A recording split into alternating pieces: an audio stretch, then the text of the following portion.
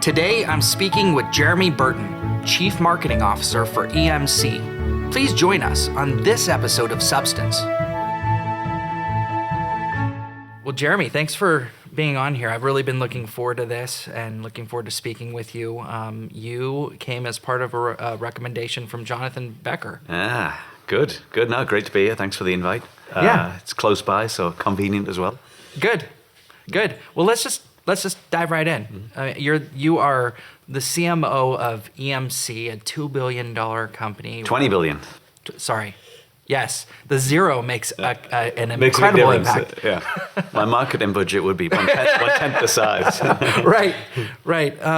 So tell me a little bit about, just before we dive into you, the CMO, tell me a little bit about you, the person, what your family, your life. Yeah. What do you do in your spare time? I think, like most people in this area, I'm an import. Yep. From the UK originally. The accent is still there.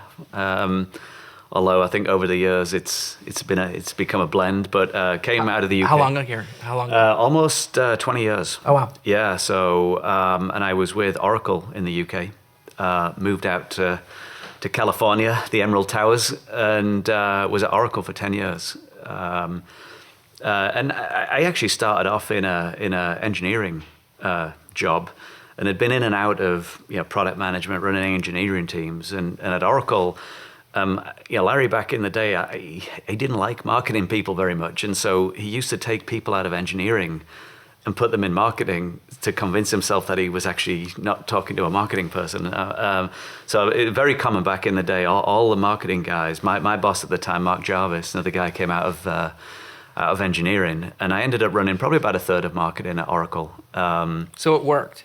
It worked. Yeah, I mean, I didn't know anything about marketing when I got into it, but the more I got into it, the more I enjoyed it, and I actually enjoyed maybe talking about the products and explaining the products much more than building them. And I went off from Oracle when I figured my boss wasn't going anywhere, and I really wanted to run a marketing team. I went down to Veritas. So that was fun, and we were acquired by Symantec. I made a move out of marketing to go run a business unit there. I ran the backup business and then the security business at Symantec, and then had to go running a company for 3 years, and then I've come back around to EMC to do marketing. So I've kind of dabbled in marketing, out of marketing, in marketing again.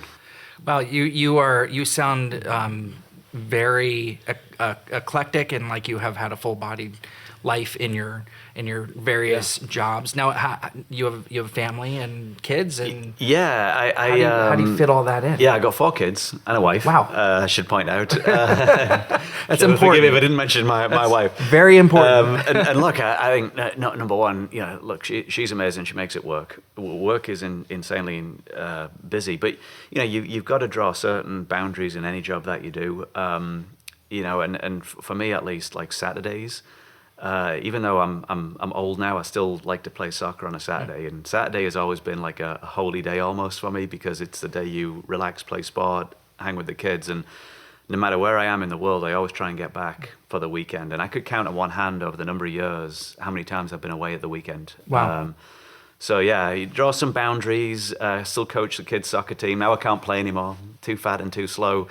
I get down there and coach the kids. So keeping those connections, I think, is keeps you sane, gives you context, allows me to clear my head from work. And actually, sometimes dealing with the 10-year-old soccer team is good practice for work. Certainly, some management decisions need to be made there. Absolutely, yeah.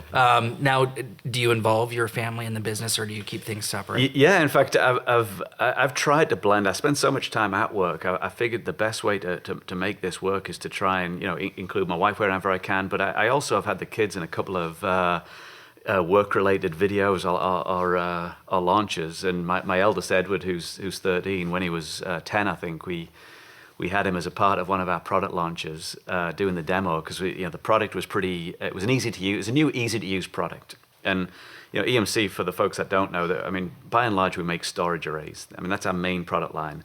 Storage arrays, not that interesting. Demoing a storage array, not that interesting, but a new array that's easy to manage, we figured, hey, can you manage it with a fifth grader? And at the time I thought, well, I don't have a fifth grader, but I have a fourth grader. And so I recruited Edward to do this demo of our new storage array, and he was managing it on an iPad. He went and replaced the drive. And I don't know who was more worried about it, him or me, because you've got your 10-year-old son there on stage in front of 500 people doing a demo, and you just hope it doesn't go wrong. It might destroy him for life. But no, he got through it. We did it in New York. He got on the plane. We flew to Europe. We got in at 3 a.m. We got up at 7. We did it again in London at 10. And then we went off to Paris and did it again at the sales kickoff. And wow. So it was such an awesome experience to include him in something like that. And as I said, I hope, I don't know, maybe he'll follow in the footsteps in years to come. Yeah, it sounds like it. Yeah. I'm sure that left an impression on his mind, and yeah. And two, I think oftentimes we try to maybe disclude our children in what we're doing because we're trying to, but this is, especially in this time and age, I think everything's kind of inclusive. We're all seeing everything, every message, everything that we're doing. And in marketing, I think in marketing in particular, it's not like an engineering job.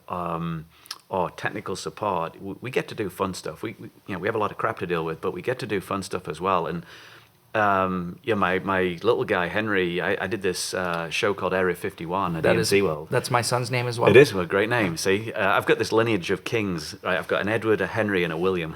Nice. So and I have an Emerson. So you do? Now we're now we're complete. But Henry, he helped out with the show in Vegas, which we called it Area 51. It was all the secret stuff we were doing, and he was Agent H. And he didn't do much, but he dressed up in his black suit. He was on for the beginning of the show, and in his mind at least, I mean, he was part of it. And as I said, in marketing, we do these fun things. I think it's a real crime not to include, particularly your kids. And it can be very disarming as well. People like, I think, to see something human. And I think the world we're moving into as well, there's a big move away from kind of the superficial to authenticity, which I think is the whole blogging and social movement. Right. Yeah, that's actually something that I was speaking at yesterday at Oracle about how the movement is moving away from a business to business or a business to consumer, and now to a human to human perspective, and kind of tagging on to what you're saying or talking about that a little bit. It's interesting that you included your son in a message about something that really is kind of complex when you think about data and how it's being stored into something that's so simple and easy to use. I mean, that's really data right now is so complex when you think about structure versus unstructured. How do you deal with all this? Yeah, Insight. IT systems are complex, but the insight derived has got to be simple. The craze right now around big data. Having more data is not necessarily good if you can't derive an insight that business people can act on. And business people in general, have got the mild case of ADD. Don't have great attention spans, and if the data is not kind of clear and actionable, you might as well not have it. So I think the real skill these days is not kind of collecting the data. It's having the expertise to be able to distill the data to a place that A, people understand it, and B, it's actionable. And I think the reason why folks like Tableau and a lot of the visualization companies are doing well is because they really can stratify masses of data into something that a business person would understand and take action on. And we're trying to include more of that in the marketing job as well. We've talked for years about being running reports and ROI and being data aware. And I think marketing really, or I believe we've got to get to a point where we're truly data driven. Mm-hmm. We're looking at the data and we're not just saying, that's good. Let me do the same things I did last year and see if I can do better. It's like, no, let's look at the data and start doing more of the activities that we feel are driving demand, and stuff that we've been doing for years that we do, I don't know, for religious reasons or whatever. Let's not do it anymore. Mm-hmm. And I feel like the way marketing budgets go, the way I think CMOs have been held more accountable, you can't afford not in future to be driven by the data. Mm-hmm. So how do you run your organization? How do you manage this on your level? It's always the cobbler's kids, right? Yeah. You're trying to do the same thing for yourself as you're trying to do for your customers. Do you run this kind of formality of data at EMC? Yeah, we've come a long way the last 3 or 4 years. I've been at EMC 3 or 4 years, and we had a big overhaul of pretty much every system that was behind marketing, because I was a big believer that, look, if we don't have the right systems in place and we don't have good data, we can't drive the organization to the right endpoint. So we've done a major overhaul, and first base is tracking spend, which is, you got to have it, but it's the least interesting part, I think, of data within marketing. There's then almost the nirvana: can we track our spend to a lead, an opportunity, a deal? I've seen that movie multiple times in many companies, and you can absolutely track a dollar spent through the pipeline, but you kind of lose it when it goes over to the sales team, because they don't religiously track everything the way you'd like them to track it. And as a marketer, you don't really have a whole lot of control over that. But what I've targeted my efforts more to these days is we actually created something called a marketing science lab. And the idea was that instead of looking what happened in the past and based on that course correcting in future, could we look at the unstructured data in the online community, the Jive community? Could we look at everything from who attended education classes to what our support calls were to what's in our weblogs? And could we start to build propensity models? Could we start to market to people who wanted to be marketed to? Could we start to market to people who had a propensity to respond to certain things? There was one the other day, with our user conference, EMC World, we're thinking, hey, education is a big draw. Technical people want technical education. Let's do a marketing campaign telling folks that they can get certified at the show, massive discounts. It's a real reason to come to the show.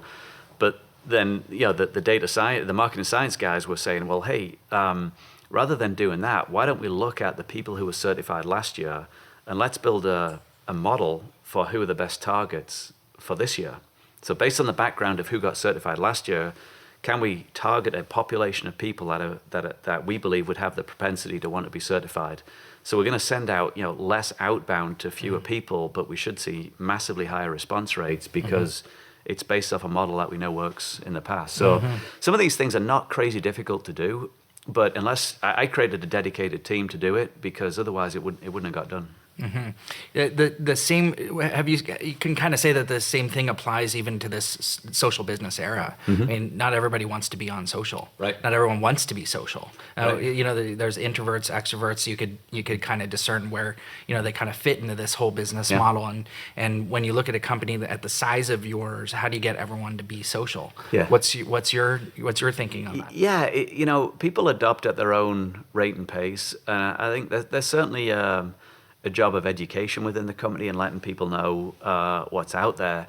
One of the things I've tried to do as well over the last few years is we've had a pretty aggressive college recruiting scheme. We have a program we call MDP, Marketing Development Program. And the idea is, look, we're going to bring 20 or 30 grads in every year religiously. And we know that with those guys, we get the social gene for free, right? They don't need training. They grew up with it. And that over a number, think about that over 3, 4, 5 years, you end up with 100, 150 folks, under the age of maybe 27 in the organization. That could be, at this point, maybe 20% of my total org. And so that's going to have a profound impact on the culture, because the way they want to communicate is using social. And so, if you've got a bunch of kids in your organization out of college and you as a manager want to relate to them, interact with them, they're going to force you onto Twitter at some point. It's just a matter of time. So I'm a big believer that we got to put the right DNA in place. And then also we do have a social team who can assist folks. But, again, I've never quite believed in the drag people kicking and screaming to social. And I've never believed in the kind of corporate put up, I'll write your blog for you. That's not what the world is about. Do your own tweets, blog your own blog. If you don't want to blog, don't blog. But don't have someone else do it for you. Because, again, I think that the nice thing about this social world is you can interact directly with the people. And, I'm a big soccer fan, and I follow a bunch of the Premier League soccer players. And, you can get to see who, Rio Ferdinand and Gary Lineker and all the guys from my era, they're all on there, and it's them. And as a fan, you would never have that access in the past. And I feel the same in the workplace, right? If I don't do my own tweets, who am I kidding? You know, the people in the org, they want to interact with me, and you know, so I think the change has got to come from within. And if the kids we're bringing in can help drive that change, more power to them.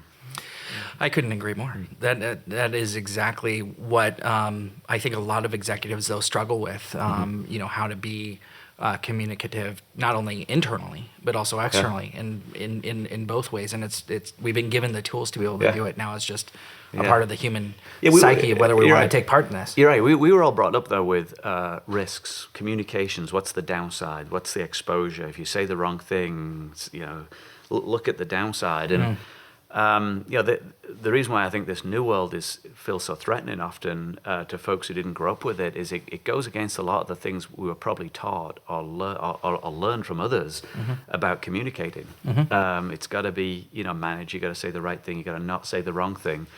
But I actually think what's overtaken now is if you never say the wrong thing from time to time, and you know, I do, but then there's no authenticity there. People don't relate.